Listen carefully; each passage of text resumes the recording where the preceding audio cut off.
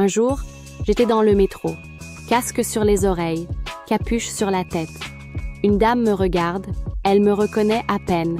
Elle me dit « Tu chantes pas si mal, mais tu ne vas jamais percer avec ton langage. » J'ai souri, j'ai rien dit, mais dans ma tête, je me suis promis un truc. Je vais faire chanter la planète entière avec mes mots à moi. Et quelques années plus tard, le monde entier scandait « Dja-dja », sans même comprendre chaque mot. Cette histoire, c'est la mienne. Je suis Aya Nakamura, et voici comment une fille née à Bamako, élevée en banlieue parisienne, est devenue la voix la plus écoutée de toute la francophonie, sans jamais trahir qui elle était.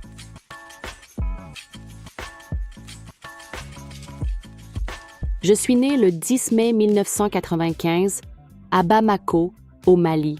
Mon vrai nom, c'est Aya Danyoko, un nom que j'aime parce qu'il porte l'héritage de mes ancêtres, l'histoire d'un peuple fort et digne. Mais ce nom, je l'ai mis de côté quand j'ai décidé de devenir artiste, non pas pour le fuir, mais pour mieux me réinventer. Aya Nakamura, c'est moi aussi. C'est la fille qui vient de loin, mais qui n'a jamais oublié d'où elle venait. Ma famille a quitté le Mali quand j'étais encore toute petite. Je ne me rappelle pas exactement du moment du départ, mais je me souviens du froid, des immeubles gris, du bruit des voitures. On est arrivé en France, dans une ville de banlieue parisienne, Aulnay-sous-Bois. Un coin pas toujours facile, mais un coin vivant, rempli d'histoire, de culture, de musique. J'ai grandi là, entourée de mes frères et sœurs, dans une famille modeste où l'amour et l'éducation étaient à nos piliers. Ma mère était griotte. Dans notre culture, une griotte, ce n'est pas juste une chanteuse, c'est une mémoire vivante. Elle raconte, transmet, console, unit. J'ai souvent entendu sa voix vibrer dans la maison, chanter en bambara, célébrer les ancêtres, les mariages, les naissances. C'est elle qui m'a appris que la voix peut guérir, peut rassembler, peut marquer les esprits. Sans le savoir, elle a planté en moi la graine de tout ce que je suis devenue. Mais dans ma jeunesse, je n'imaginais pas encore devenir chanteuse. Je n'étais pas cette fille qui se met devant tout le monde pour chanter. J'étais discrète, un peu renfermée parfois, dans mon monde. Ce monde, je le remplissais de dessins, de films, de mangas. C'est de là que vient Nakamura, un clin d'œil à Hiro Nakamura dans la série Heroes. J'aimais ce personnage, capable de manipuler le temps, de disparaître, de réapparaître ailleurs. Il me ressemblait un peu dans ma tête, à la fois ici et ailleurs, entre deux univers. L'école, c'était pas toujours simple. Pas parce que je n'étais pas capable, mais parce que j'étais ailleurs. Je rêvais beaucoup. Je dessinais sur mes cahiers, j'écoutais de la musique, je traînais sur Internet. J'étais cette fille qui ne parlait pas trop, mais qui observait tout. Dans la cour, je voyais les différences sociales, les injustices, les stéréotypes. Je voyais comment on regardait les filles comme moi, noires, d'origine étrangère, venues de quartiers populaires. Et ça me piquait. J'avais déjà cette fierté en moi, cette volonté de ne pas me laisser enfermer. Ma double culture m'a parfois troublée.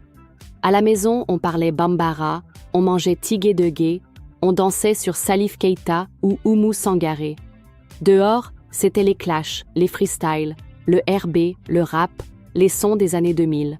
J'étais à la croisée de deux mondes, et il a fallu un moment pour que j'accepte que je n'étais ni une moitié d'un monde, ni l'autre, mais une synthèse, un pont, et que ce pont pouvait devenir une force. À l'adolescence, la musique est devenue mon refuge. J'ai commencé à écrire des textes dans ma chambre, à enregistrer des petites démos avec mes copines. Pas de studio pro, juste un micro et une appli. On postait ça sur Facebook, sur Skyrock, sur les forums. Au début, personne ne me prenait vraiment au sérieux. Encore une meuf qui veut chanter, disaient certains. Mais moi, je savais que ce n'était pas juste un délire. C'était viscéral. C'était ce que j'avais de plus fort à dire. Mon entourage m'encourageait, mais toujours avec un peu de prudence. Chez nous, l'art, ce n'est pas toujours vu comme une voie sérieuse. Il faut être forte. Il faut ramener un diplôme, un vrai boulot. J'ai fait des études de mode après le bac, un BTS, parce que j'aimais aussi la création, le style, l'image. Mais la musique ne me lâchait pas. Elle me réveillait la nuit. Elle vibrait dans mes os. Je me souviens du jour où j'ai dit à ma mère que je voulais en faire mon métier. Elle m'a regardée en silence, et puis elle a dit « Si tu le fais, fais-le à fond.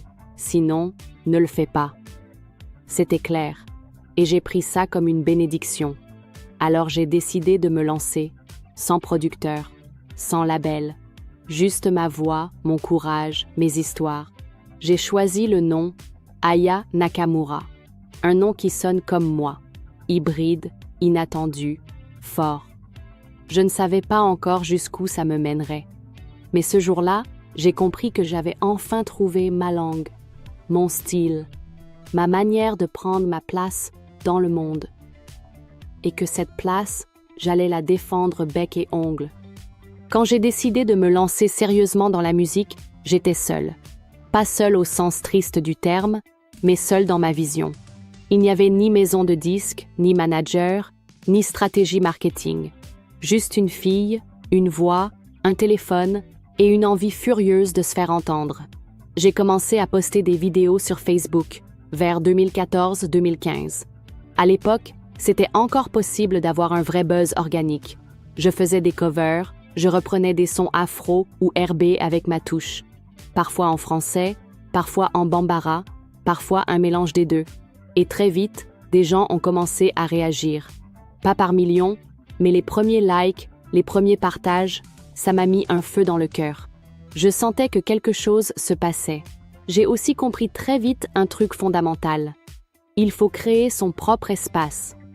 Dans le game français, il y avait peu de femmes noires qui occupaient une place centrale, et encore moins avec un style aussi hybride que le mien. Trop pop pour le rap, trop urbain pour la variété, trop africaine pour les radios mainstream, pas assez pour les autres, mais moi, je ne voulais pas rentrer dans une case. J'allais fabriquer ma propre case, ma propre catégorie, mon propre public. En 2015, j'ai sorti mon premier single, Karma. Un son simple, mais avec une vibe personnelle. Ce n'était pas un tube, mais c'était une carte de visite. Le vrai déclic est venu l'année suivante, avec Brisé. Là, j'ai senti que ma musique touchait des gens. Pas seulement parce que c'était dansant, mais parce que je parlais vrai. Je parlais d'amour, de blessures, de fierté, avec mes mots, mon langage. Ce mélange de français, d'argot, de phrases coupées, de mélodies qui collent à la peau. J'écrivais tous mes textes, toujours, parce que personne ne pouvait traduire ce que je ressentais mieux que moi. J'ai grandi entourée de femmes fortes, de conversations pleines de sous-entendus, de regards qui en disent plus que des discours. Et c'est ça que je mettais dans mes chansons. Des histoires de meufs, des tensions, des ruptures, des rages calmes. C'est aussi à ce moment-là que j'ai pris conscience de la force de ma langue. Je ne parlais pas comme dans les livres. Je parlais comme les gens de ma génération, avec mes codes. On m'a critiqué pour ça. Elle parle mal. C'est quoi ces mots? On ne comprend rien.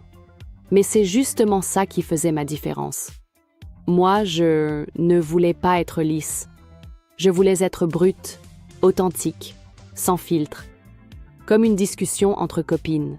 En 2017, j'ai sorti Comportement. Et là, le game a vraiment commencé à bouger. Le clip tournait fort, le son passait dans les fêtes, sur les réseaux. J'ai vu les chiffres grimper, mais surtout, j'ai vu les gens danser sur mes mots. C'était irréel. Un petit morceau fait sans gros moyens, mais avec une énergie sincère qui rassemblait des gens d'ici et d'ailleurs. C'est à ce moment-là que Recmac 118, un label de Warner, m'a repéré. Ils ont vu que j'avais déjà mon public, mon image, mon univers. On a discuté, j'ai signé, mais j'ai mis une condition, je garde le contrôle de ma musique. Je ne voulais pas être transformée. Je voulais qu'on m'aide à grandir, pas à changer. Et ils ont respecté ça. C'est rare. Et ça, je leur dois. À côté de ça, ma vie n'était pas toujours simple. Je jonglais entre la musique, les concerts, les interviews qui commençaient à arriver, et ma fille. Oui, je suis devenue maman très jeune, et je ne l'ai jamais caché. Ma fille, c'est ma force. C'est pour elle que je me lève, que je me bats, que je construis. Il y a eu des moments de galère, des nuits sans sommeil, des angoisses. Mais jamais je n'ai douté de mon chemin. C'était dur aussi d'être jugée avant même d'avoir été écoutée. Trop noire, trop franche, trop banlieue, trop bizarre. Mais je savais que tôt ou tard, ma musique parlerait pour moi. Et puis, je n'étais pas seule. Il y avait tout un public oublié qui se reconnaissait en moi. Des jeunes femmes, des mecs aussi, qui disaient « Enfin, quelqu'un qui nous ressemble, qui parle comme nous, qui ose. » Quand je repense à cette période, je ressens de la fierté. Ce n'était pas encore la gloire, mais c'était les fondations solides. J'ai appris à faire confiance à mon instinct, à dire non quand il fallait, à me battre pour ma vision. J'ai appris aussi que le silence, parfois, est plus puissant que le bruit, parce que pendant que certains parlaient, moi, je construisais, brique par brique, note par note. Et puis un jour, un simple mot, une chanson, a changé ma vie à jamais. Dja-dja. Il y a des chansons qu'on écrit sans savoir qu'elles vont devenir des tremblements de terre, des morceaux simples, presque spontanés, qui, sans prévenir, viennent tout bouleverser. Dja-dja. C'était ça. Une chanson écrite comme une confidence entre copines. Et c'est devenu un hymne. L'idée m'est venue comme souvent, en observant, en écoutant, en traduisant ce qu'on vit nous, les femmes, au quotidien. On a tous connu un dja-dja dans nos vies. Un gars qui parle pour rien dire, qui invente des histoires, qui se vante de choses qui ne se sont jamais passées. Ce genre de mec qui te fait passer pour ce que tu n'es pas. J'avais envie de dire non, de remettre les pendules à l'heure, et de le faire avec un ton à la fois léger mais tranchant. Quand j'ai écrit « T'es pas mon dja-dja, y a pas moyen dja-dja », je savais que la mélodie était bonne, que le rythme collait bien, mais je ne m'attendais pas à ce que ces mots deviennent viraux dans le monde entier. À la base, je parlais à toutes celles qui se sont déjà senties rabaissées, réduites à une rumeur, à un mensonge. C'était personnel, mais aussi collectif. Une revanche douce, une affirmation. On a tourné le clip à Barcelone, avec des images lumineuses, colorées, qui contrastent avec le message plus piquant du morceau. Le clip est sorti en avril 2018. En quelques semaines, les vues ont explosé. En quelques mois, le morceau était au numéro 1 en France. Mais aussi en Belgique, aux Pays-Bas, en Roumanie, en Espagne, en Italie, et même jusqu'en Allemagne et en Europe de l'Est. Une chanson en français qui traverse les frontières sans traduction, c'est rare. Mais là, c'était la vibe qui parlait. L'attitude, l'énergie, les gens m'imitaient sur TikTok, sur Instagram, des célébrités internationales chantaient Dja-dja dans leurs stories. Même Rihanna m'a follow. Ça peut paraître anodin, mais c'était énorme pour moi. Je venais d'Aulnay, j'avais grandi avec ces chansons dans les oreilles. Et là, elles me remarquaient. Comme si mon message avait franchi un mur invisible. Mais avec la lumière vient aussi la chaleur. J'ai commencé à ressentir une autre pression, celle de la célébrité. Des interviews en boucle, des attentes énormes, des critiques aussi. Certains médias ne comprenaient pas mon langage. Ils me prenaient de haut, me posaient des questions déconnectées ou insistaient sur ma façon de parler, mon accent de banlieue, comme si c'était un défaut. Je sentais qu'il y avait encore un plafond de verre, même avec le succès. Mais j'ai tenu bon, parce que je savais d'où je venais, et surtout, je ne devais rien à personne. J'avais construit ça toute seule. J'avais imposé ma musique dans les playlists, dans les boîtes, dans les chœurs. Et ça, personne ne pouvait me l'enlever. Dja-dja, c'était plus qu'un tube. C'était une révolution personnelle. La preuve que je pouvais exister dans ce milieu sans me travestir, sans jouer un rôle, sans me lisser pour plaire à tout le monde. Et je voulais que chaque fille qui m'écoutait comprenne ça aussi, qu'on peut être soi-même, parler sa langue, raconter sa réalité et être entendu. Après ce succès, tout s'est accéléré. On m'a invité dans des festivals, des plateaux télé, des remises de prix. J'ai reçu des certifications platine. Mon nom est devenu une marque. Mais au fond de moi, je restais la même. Une fille simple qui écrivait dans son carnet, qui écoutait sa mère chanter, qui ramenait sa fille à l'école. J'ai toujours fait attention à garder les pieds sur terre. Ce qui m'a touché le plus, c'était de voir des petites filles noires, en Europe, en Afrique, qui chantaient mes paroles, qui dansaient, qui se sentaient belles en m'écoutant. Parce qu'on nous a souvent fait croire qu'on devait se cacher.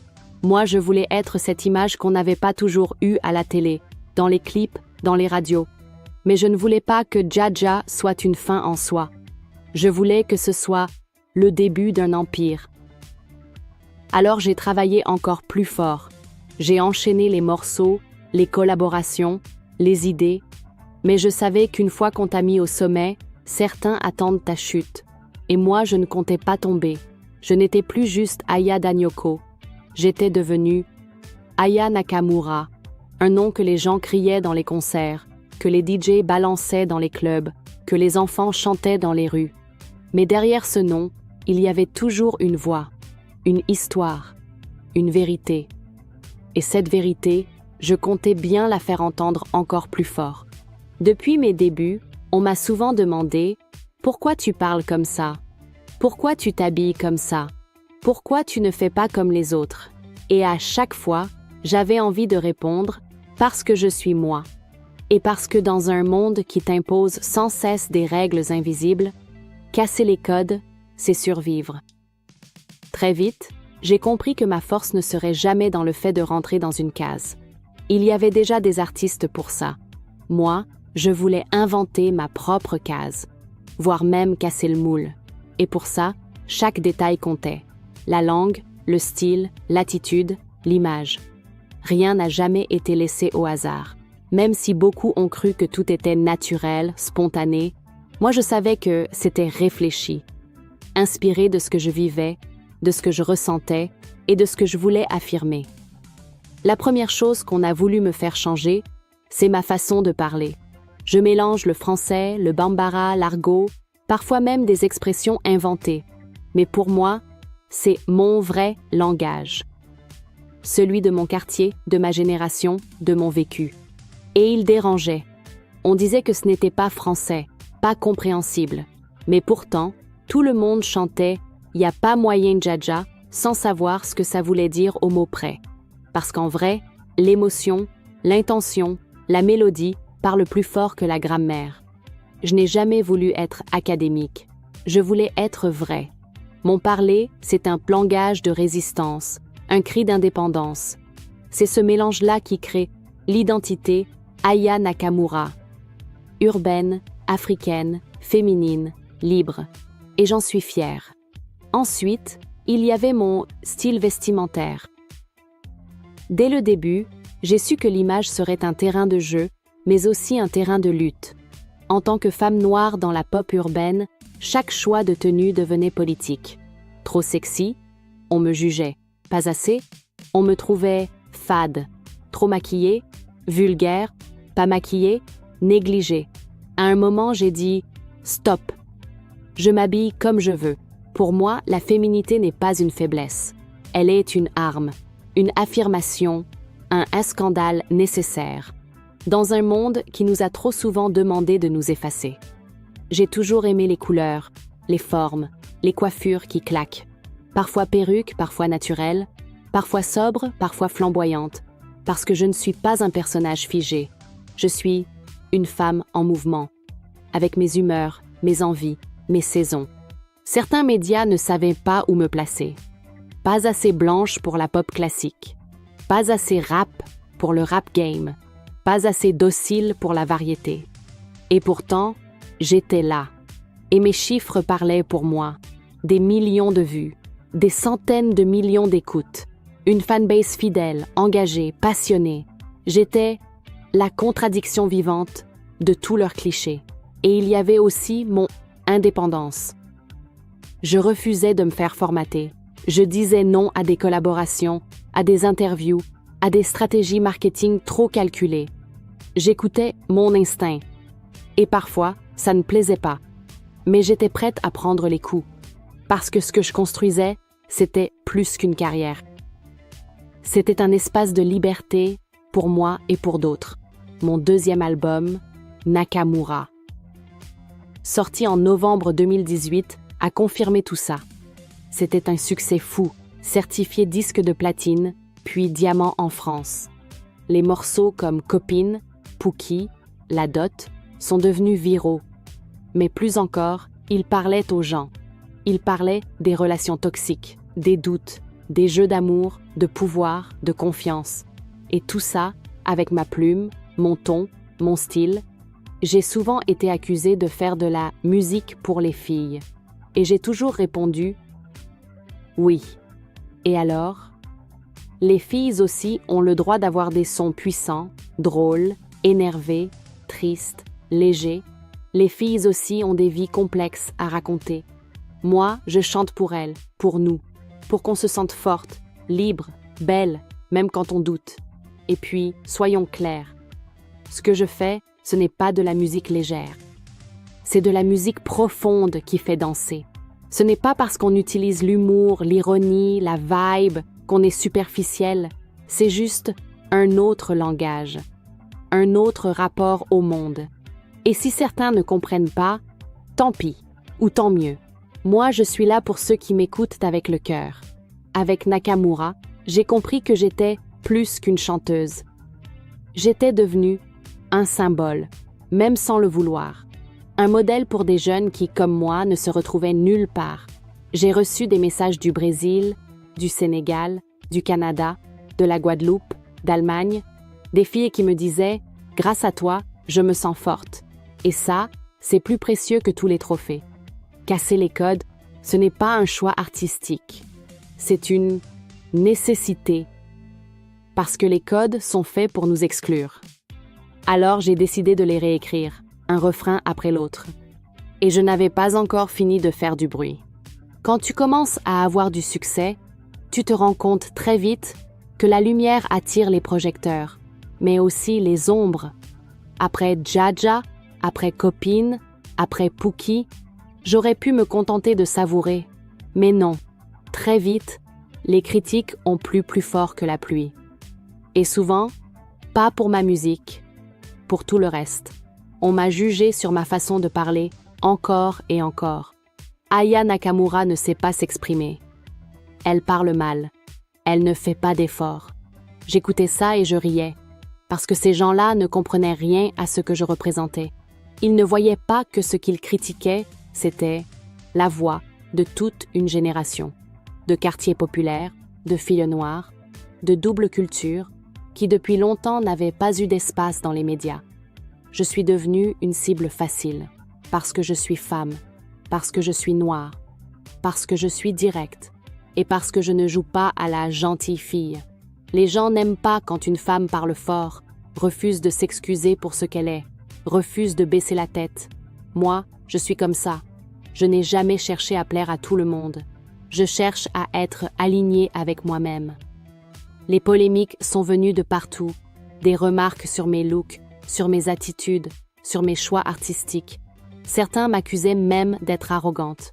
Mais quand un homme a du caractère, on dit qu'il est charismatique. Quand une femme a du caractère, on dit qu'elle est difficile. Je connais bien ce double standard, et je le regarde droit dans les yeux. Un jour, lors d'une cérémonie de victoire de la musique, je n'ai même pas été nominée, alors que j'étais l'artiste la plus écoutée de France. Mes chiffres étaient là, mes disques, mes clips, mes concerts. Et pourtant, silence.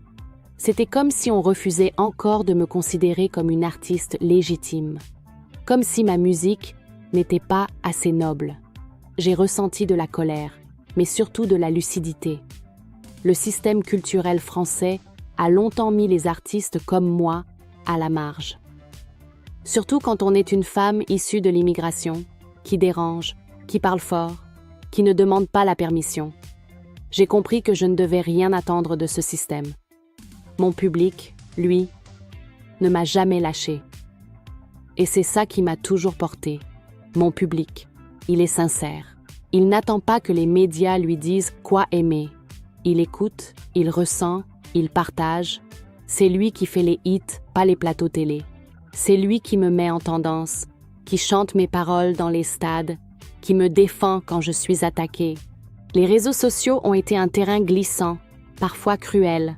On a inventé des rumeurs sur ma vie privée, sur mes relations, sur ma maternité. Je ne répondais pas, je ne m'expliquais pas, parce que je considère que tout n'est pas à donner au public. Je suis une artiste, pas un produit de télé-réalité. J'ai une vie, une fille, une intimité que je protège avec force. Mais j'ai aussi appris à parler quand il le fallait, à remettre les pendules à l'heure, à poser mes limites et surtout à rester debout. Parce que ce que je construis, c'est plus qu'une carrière. C'est une image, une voix, une histoire pour les générations qui viennent après moi.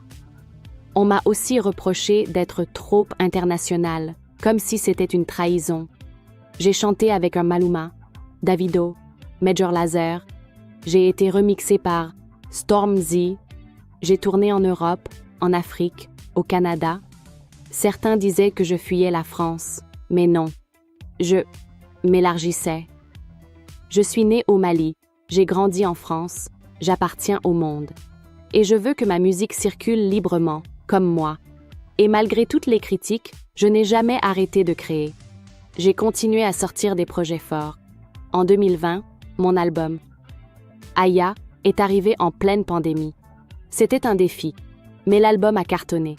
Jolie Nana, Doudou, Fly, Plus jamais, en feat avec Stormzy. Chaque titre portait une couleur, une ambiance, une émotion différente. C'était un album plus personnel, plus mature, plus intime aussi. Même là, certains ont voulu minimiser. Mais moi, je regarde les faits. Je suis l'artiste francophone la plus écoutée au monde sur Spotify. Une femme noire, née au Mali, venue d'Aulnay-sous-Bois, qui a conquis la planète sans se travestir. C'est ça, ma réalité, et personne ne pourra me l'enlever. Les critiques, elles me nourrissent. Pas parce que j'en ai besoin, mais parce qu'elles me rappellent que je gêne. Et quand tu déranges, c'est que tu fais bouger quelque chose. Aujourd'hui encore, on me classe, on m'analyse, on me compare. Mais moi, je suis Aya Nakamura. Inclassable, imprévisible, indomptable. Et tant que j'aurai une voix, je la ferai entendre. Debout, toujours. Je n'ai jamais demandé à être un symbole. Mais à force d'avancer, de parler vrai, de faire ma musique sans m'excuser, je suis devenue une voix pour une génération. Pas parce que je l'ai cherché, mais parce que des milliers, des millions de personnes se sont reconnues en moi, dans mon langage, dans mon visage, dans ma liberté. Et ça dépasse la musique. Très vite, je me suis rendu compte que ce que je représentais dépassait les frontières. En France, beaucoup me voyaient encore comme une fille de banlieue qui a percé par hasard. Mais ailleurs, on m'appelait la reine de la pop urbaine francophone. On me voyait pour ce que j'étais vraiment, une femme noire, artiste, indépendante, qui a bâti son trône sans compromis. C'est dans cette reconnaissance que j'ai trouvé une mission plus profonde. J'ai compris que j'étais l'une des rares à occuper ce niveau de visibilité en étant entière. Et ça, c'est lourd à porter, mais c'est beau aussi. Je suis là pour celles qu'on ne montre pas, qu'on n'écoute pas. Je suis là pour les petites meufs qui n'osent pas encore prendre la parole, qui pensent qu'elles doivent se taire pour être acceptées. Je reçois souvent des messages de jeunes filles. Elles me disent « Aya, grâce à toi, j'ose m'habiller comme je veux. » Ou « Aya, tu m'as appris que je n'ai pas besoin de parler comme à la télé pour réussir. » Ces messages-là, ils me bouleversent. Parce que moi aussi, plus jeune, je cherchais quelqu'un qui me ressemblait, à qui je pouvais m'identifier et je ne le trouvais pas toujours. Je n'ai pas grandi avec des modèles féminins qui me parlaient directement. J'ai dû construire ma propre image. Et aujourd'hui, si je peux être cette image pour d'autres, c'est ma plus grande fierté. ce n'est pas juste une question de succès, c'est une question de représentation. Voir une femme noire, issue de l'immigration, dominer les chars, imposer sa langue, son style, son identité, c'est une révolution culturelle. Et ça donne de l'espoir à toute une génération de jeunes qui ne veulent plus s'excuser d'être ce qu'ils sont. J'ai aussi remarqué que ma musique traverse les océans.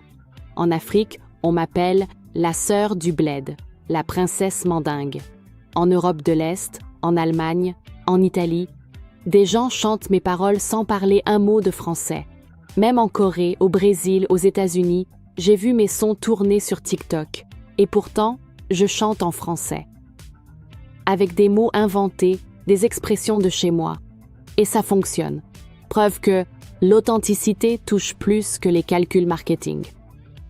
Il y a aussi ce lien particulier que j'ai avec les femmes.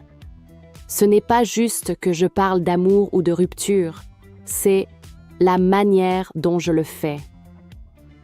Je parle de la jalousie, du désamour, du respect, de l'indépendance.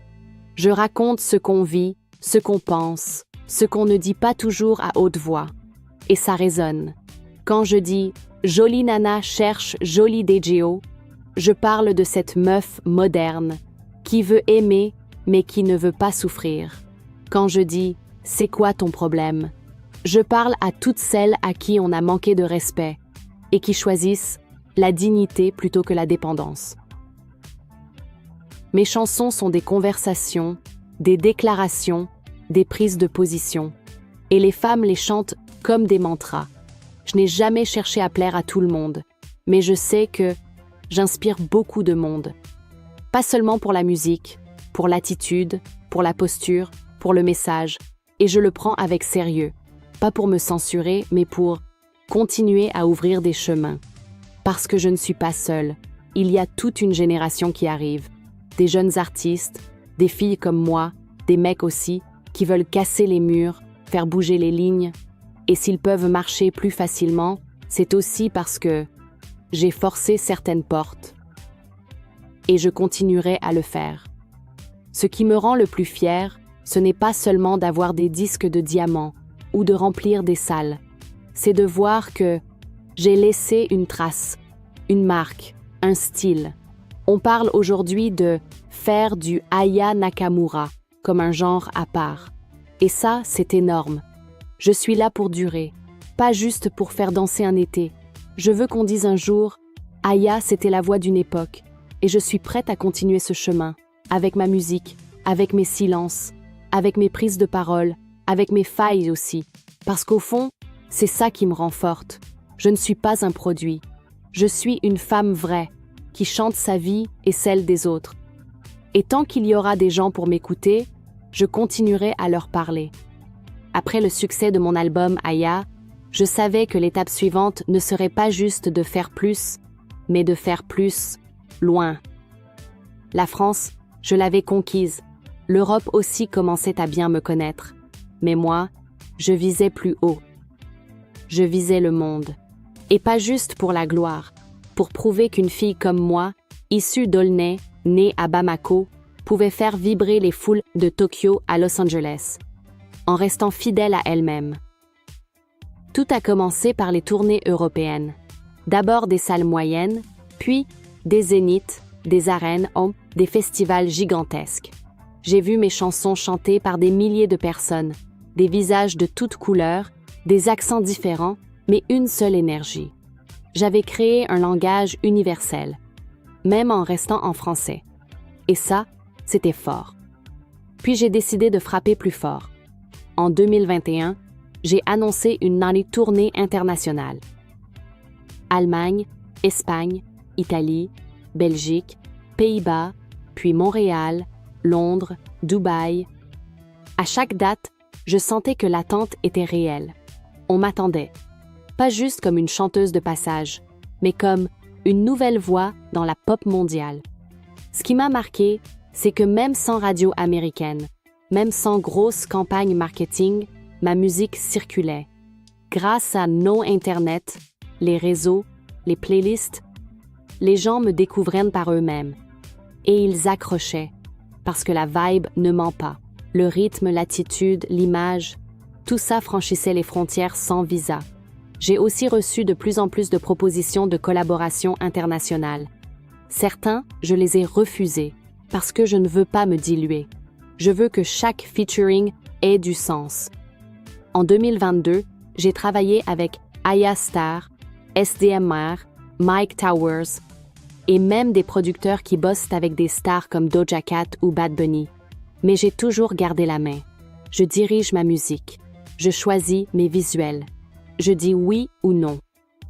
Je suis mon propre label dans la tête. Et puis, il y a eu le Stade de France. Un rêve, une folie, une réalité. Être. La première artiste féminine noire française à l'envisager sérieusement. Ce n'est pas rien. On m'a dit que c'était trop tôt, trop ambitieux, trop risqué. Et comme toujours, ça m'a donné envie de foncer encore plus. J'ai commencé à penser un show à la hauteur. Pas juste un concert. Un vrai spectacle, avec une direction artistique forte, des danseurs, des visuels immersifs, une mise en scène digne des plus grandes. Parce que je veux prouver que la pop urbaine francophone mérite le plus haut niveau. Pas juste les petites scènes. Côté projet, j'ai aussi entamé l'écriture d'un nouvel album. Plus international, mais toujours fidèle à mon ADN. Je veux mêler les sonorités afro, caribéennes, latines, tout en gardant mes racines. J'ai passé du temps au Mali, au Sénégal, à Londres, à Los Angeles. Chaque endroit m'a inspiré. J'ai aussi écrit beaucoup de choses plus personnelles, sur la maternité, les doutes, la célébrité, la solitude. Et je pense aussi à d'autres formes d'expression. Pourquoi pas un documentaire, une autobiographie, même une marque, un label pour produire des jeunes artistes? J'ai tellement appris sur cette industrie et je veux transmettre. Créer un écosystème autour de ma musique. Pas juste des hits, mais un empire durable. Je suis aussi en discussion pour des collaborations dans la mode, notamment avec des créateurs africains. J'ai toujours été attirée par le style. Pour moi, la mode est une forme de langage. Mes looks sur scène, mes clips, mes apparitions publiques, tout est pensé comme un message. Et je veux aller plus loin. Créer une ligne qui me ressemble, qui célèbre les femmes puissantes, libres, assumées. Sur les réseaux, j'essaie de rester présente, mais sans me perdre. J'ai une fille, une vie privée, des moments où je coupe tout pour me reconnecter, mais je reste attentive. Je vois les trends, les mèmes, les jeunes qui reprennent mes sons, mes expressions. Ça me fait rire, ça me touche. Parce que ma musique vit sans moi parfois. Elle voyage, elle inspire. Mais je n'oublie jamais d'où je viens. À Aulnay, quand je passe, les gens me respectent. Ils savent que je ne fais pas semblant. Je ne suis pas devenue quelqu'un d'autre. Je suis Aya, toujours. Et ce que j'ai bâti, je l'ai fait avec mon équipe, ma sueur, ma foi. Aujourd'hui, mes ambitions sont claires. Devenir une artiste mondiale, sans renier ma langue, ni mes origines. Faire rayonner la culture afro-française partout et montrer à la génération qui arrive que c'est possible. Ce n'est pas de l'arrogance, c'est de la vision et je compte bien aller jusqu'au bout. Parfois je m'assois, je coupe la musique, les réseaux, les appels et je me pose une seule question. Qu'est-ce que je veux laisser? Si demain tout s'arrêtait, si je disparaissais de la scène, quelle trace resterait de moi? Qu'est-ce que les gens retiendraient d'Aya Nakamura? Je ne pense pas aux trophées, ni aux chiffres, ni même aux tendances. Ce que je veux laisser, c'est une empreinte. Quelque chose d'humain, de vrai, de profond. Une onde qui continue à se propager, même quand le son s'éteint. Quand je regarde en arrière, je réalise que ma simple existence dans ce milieu est déjà un message. Une femme noire, d'origine malienne, qui chante en français populaire, qui impose son style, sa voix, sa liberté, et qui cartonne sans filtre. Ce n'est pas banal. C'est même historique. J'ai cassé des plafonds que beaucoup pensaient indestructibles. Je pense aux filles de quartier, aux petites sœurs, aux jeunes artistes qui regardent mon parcours. Je veux qu'elles comprennent que leur voix est légitime, même si elle est différente, que leur beauté compte, même si elle ne ressemble pas aux standards, que leur vécu est une richesse, même si certains essaient de le rabaisser. Mon héritage, je veux qu'il soit un levier d'émancipation, une source d'inspiration, pas un modèle figé, mais un élan, un cri, une force. Je ne veux pas qu'on me copie, je veux qu'on ose être soi, comme moi je l'ai fait. Sur le plan musical, je veux qu'on dise un jour que j'ai ouvert la voie à une nouvelle génération d'artistes francophones, que j'ai contribué à faire exploser les frontières de la pop urbaine, que j'ai montré que le français, même mélangé à d'autres langues ou tourné dans tous les sens, pouvait résonner dans le monde entier. Et je veux aussi qu'on se rappelle de la liberté, que j'ai toujours défendue. La liberté de créer, de refuser, d'expérimenter. La liberté de dire non, de disparaître quand il le faut, de revenir quand on est prête. Dans cette industrie, on veut souvent nous presser, nous enfermer, nous étiqueter. J'ai résisté, parfois à un prix fort, mais je ne regrette rien. Aujourd'hui, je pense aussi à transmettre, pas juste par la musique. J'aimerais créer un label, une plateforme, une structure pour aider les jeunes talents à se lancer sans se faire broyer. J'ai appris tant de choses sur les coulisses, les contrats, les pièges. Si je peux éviter à d'autres de se faire avoir, ce sera déjà une victoire. Je veux aussi investir dans l'éducation artistique. Offrir des ateliers d'écriture, de chant, de production, notamment dans les quartiers, dans les lycées, au Mali, en Afrique, parce que le talent est partout, mais les opportunités, non. Et si moi j'ai réussi à faire entendre ma voix, c'est parce que quelqu'un à un moment m'a tendu la main. Et puis, il y a ma fille. Ma plus belle chanson, mon plus grand projet, c'est pour elle que je me bats encore plus fort.